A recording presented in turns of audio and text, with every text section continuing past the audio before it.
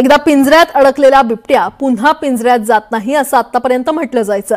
मात्र आता याच म्हणण्याला पुष्टी देणारा एक व्हिडिओ सध्या सोशल मीडियावर चांगलाच व्हायरल होतोय। ट्रॅप कॅमेऱ्यामध्ये चित्रित झालेला हा व्हिडिओ नक्की कुठला आहे हे कळू शकलेलं नाहीये।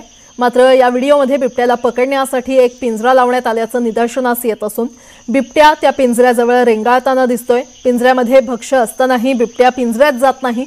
पिंजऱ्याची पाहणी करून बिबट्या तिथून निघून जाताना व्हिडिओमध्ये पाहायला मिळतंय।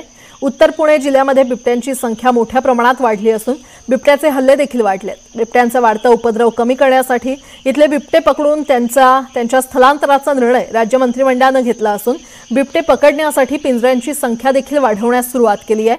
असं असलं तरी या व्हिडिओमध्ये जर सत्यता असेल किंवा एखाद्या पिंजऱ्यात अडकलेला बिबट्या पुन्हा पिंजऱ्यात जात नसेल तर बिबटे पकडण्याचं मोठं आव्हान वनविभागापुढे असणार आहे।